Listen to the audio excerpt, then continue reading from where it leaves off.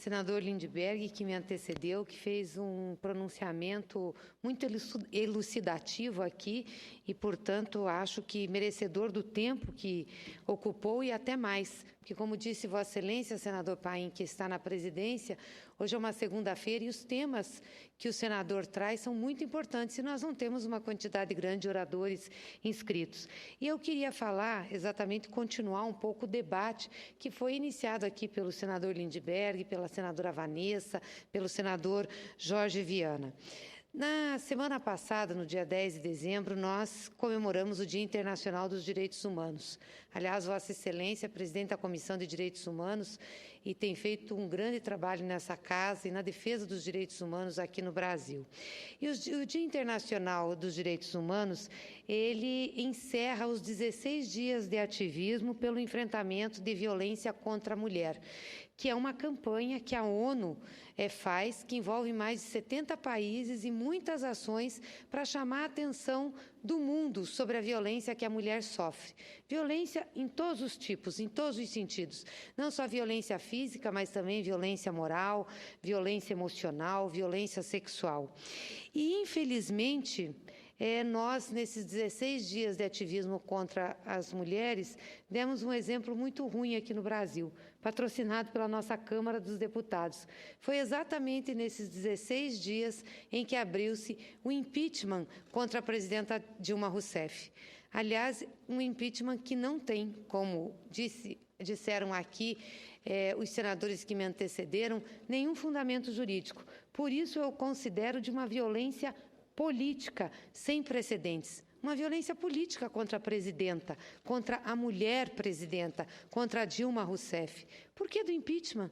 A presidenta não roubou, não tem contas no exterior, não tem nenhum fato jurídico que coloque, que dê sustentabilidade a esse impeachment. Como disse Vossa Excelência, senador Lindbergh, as pedaladas fiscais, os decretos, não há inobservância das regras orçamentárias ou legais.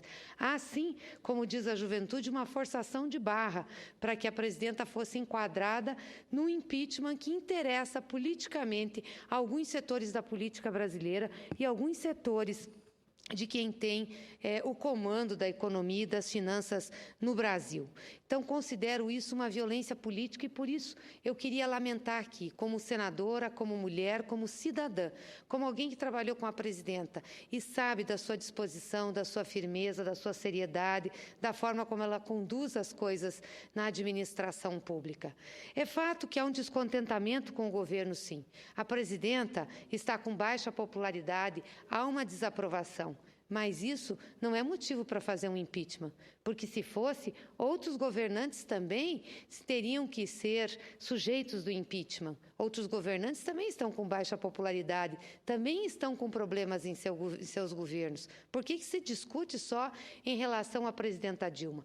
Mas talvez quem tenha dado a maior lição para nós foi o povo brasileiro, nas manifestações que nós tivemos nesse último final de semana.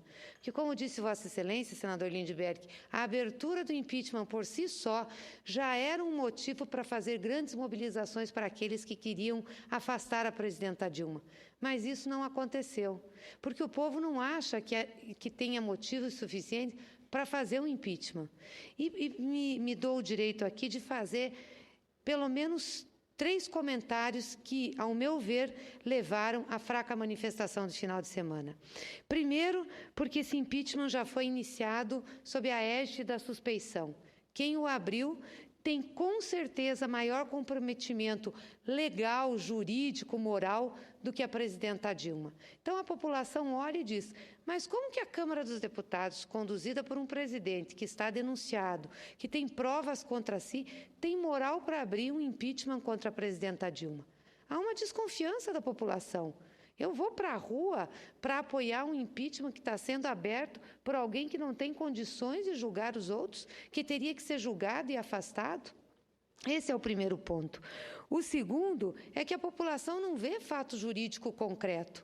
Está desgostoso com o governo da presidenta Dilma, mas não acha que ela roubou, não acha que o que ela fez no orçamento é errado porque garantiu os programas sociais. Então, é diferente, não tem uma manifestação contrária a algo que ela deu causa para ser retirada do poder. E um terceiro motivo é o que Vossa Excelência estava analisando agora. Não há entusiasmo com o programa que possa substituir o projeto de governo que está aí. Não há entusiasmo, por exemplo, em o PMDB assumir o governo, em um vice-presidente assumir o governo. Aliás, o Datafolha fez com os próprios manifestantes que foram ao impeachment, então estou falando de uma parcela pequena, uma pesquisa sobre quem achava que, ao assumir o governo, o presidente Temer, nós teríamos uma melhoria de governo. Apenas 19% dos que estavam presentes na manifestação avaliam isso, porque não acreditam que esse programa Ponte para o Futuro possa realmente trazer soluções aos problemas que nós estamos enfrentando hoje. Então, apenas 19%. Assim como também não há entusiasmo pela oposição. Qual é o projeto que a oposição tem que vai apresentar, que vai melhorar de fato e com concretude a vida da população? Não vai. E olha que nós estamos falando, e quem fez essa avaliação sobre um governo possível do presidente Temer é quem foi nas manifestações, e nós estamos falando, como diz Rubens Paiva Filho, numa avaliação fantástica que ele fez esse final de semana na imprensa, de que essa manifestação teve um número menor e foi caracterizada por ser de classe média, branca e população adulta. Então, nós temos que ter bem em mente que o recado da população nesse final de semana foi muito forte para o governo, porque há um descontentamento, sim, mas muito forte para a oposição, porque não há nenhum entusiasmo e nenhuma confiança naquilo que a oposição coloca como alternativa. E uma entrevista, final de semana também, aliás, faz 2 finais de semana, mas eu queria lembrar aqui com o Renato Meirelles, que é o diretor do Data Popular. Ele diz o seguinte, que há uma decepção dos mais pobres com o governo da presidenta Dilma, mas não há um descontentamento com o projeto que está aí. Há uma decepção com o governo, mas não com o projeto. E é por isso que o PSDB, e mesmo esse projeto alternativo do PMDB, não conseguiu ganhar a confiança da população. Porque essa população, principalmente classe C, D e E, que é a maioria do povo brasileiro, que teve tantas condições de vida melhoradas pelo projeto da presidenta Dilma e do presidente Lula, não vê na oposição um compromisso de garantir as oportunidades e a prioridade de continuar o crescimento da classe mais pobre brasileira.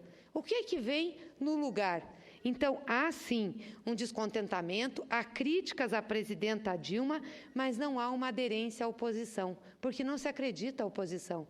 Até porque se a oposição assumir esse governo, até porque, mesmo se o presidente Temer vier a assumir esse governo com essa ponte para o futuro, o ajuste vai ser pior e vai ser em cima da maioria do povo brasileiro, não vai ser em cima das classes mais ricas. E o povo, a maioria do povo brasileiro, não quer um Estado enxuto, quer um Estado eficiente, que possa lhe dar oportunidades e condições de vida.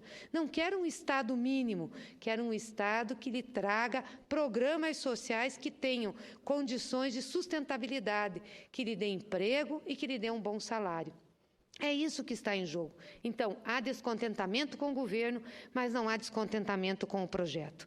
Por isso que nós temos que ter como meta arrumar a economia do país. Essa é a grande meta da presidenta Dilma. A presidenta Dilma é uma presidenta que tem apoio popular, porque foi eleita pela população, tem hoje, claro, uma baixa popularidade, mas tem legitimidade, porque 54 milhões de brasileiros votaram nela, não cometeu nenhum crime contra as leis que temos no país, nem a lei orçamentária, e é a que tem condições, dentro da legalidade, de continuar com o projeto iniciado pelo presidente Lula.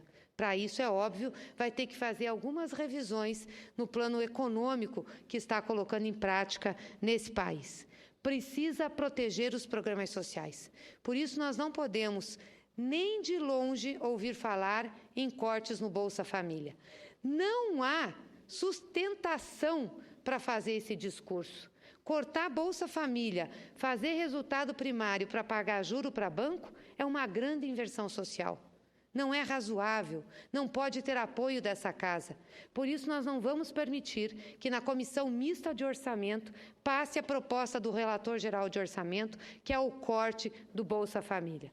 O Bolsa Família hoje gasta em torno de 25 bilhões e atende mais de 40 milhões de pessoas nesse país.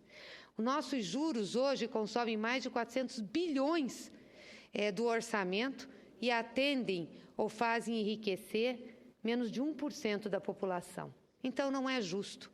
Vamos parar com esse discurso de que o orçamento precisa ser cortado, que tem gordura, que precisamos restringir os programas sociais, a educação, a saúde, que o salário mínimo não pode ser indexado à inflação. Não é isso que está fazendo com que as contas públicas tenham descontrole. O que faz com que as contas públicas tenham descontrole é a perversidade da taxa de juros que nós temos, é a política de câmbio adotada pelo país. Não é possível uma Selic de 14,25 que tenha esse impacto nas contas fiscais. Assim como não é possível que o povo brasileiro pague juros de 300% para o cheque especial. E não venho dizer que a culpa é da presidenta Dilma, porque quando ela fez uma cruzada para baixar o juro nesse país, que nós chegamos pela primeira vez a um dígito, a 7,25%, nós não recebemos apoio, principalmente do setor produtivo brasileiro. Descobrimos que grande parte do setor produtivo brasileiro ganhava não com produtividade, não com modernidade da produção, não com eficiência produtiva, mas ganhava na aplicação financeira. O que nós temos é uma pressão muito grande do sistema financeiro e parte da área industrial, da área produtiva desse país que tem uma cultura rentista. Nós temos que enfrentar isso e essa casa tem esse papel. E é bom dizer que quando esse assunto vem para essa casa para ser discutido, essa casa não tem a coragem necessária para encaminhá-lo. Então não dá para nós aqui acharmos que é justo, que é certo, reduzir programas sociais, minorar os investimentos de saúde, de educação, não ter indexação do salário mínimo à inflação, cortar o Bolsa Família e manter o pagamento de uma alta taxa de juros. Portanto, nós queremos sim a queda dos juros e, portanto, nós achamos que não é necessário fazer um superávit primário para 2016, nem que seja de 0,7%. Isso não quer dizer nada do ponto de vista do equilíbrio das contas públicas. Não quer dizer nada. Nós vamos ter que cortar programas sociais para pagar conta de juros. E nós precisamos de uma concertação social de todos os partidos dessa casa, para que a gente não deixe que a maioria da população, que é representada pelas classes C, D e E, tenham retrocessos naquilo que conquistaram. E o que eles conquistaram? Emprego, conquistaram um salário mais decente, conquistaram programas sociais que dão garantia à sua dignidade mínima, que é o acesso à comida, conquistaram educação, conquistaram melhor saúde. É essa população que apoia o Mais Médico, essa população que apoia o ProUni, essa população que apoia o FIES, essa população que apoia o Minha Casa Minha Vida, essa população que apoia o Bolsa Família, essa população que apoia o Pronatec. É disso que nós estamos falando, de condições de vida da população. Não é um discurso do Estado mínimo, é do Estado eficiente que atende a maioria do seu povo. Por isso que o povo não foi às ruas ontem, porque não tem um projeto político para colocar no lugar. Estão descontentes com a presidenta Dilma, sim. E isso é um recado para nós, um recado para que a gente possa rearrumar a casa, reajustar as questões de governo, que possamos reorientar a nossa política econômica. Mas é um recado, sobretudo, para a oposição e sobretudo, para aqueles que estão namorando com o golpe. Não tem um projeto fundamentado para colocar no lugar. E a população brasileira não confia. Por isso critica a Dilma, mas não adere a esse movimento oportunista que é o movimento do impeachment. Muito obrigada, senhor presidente.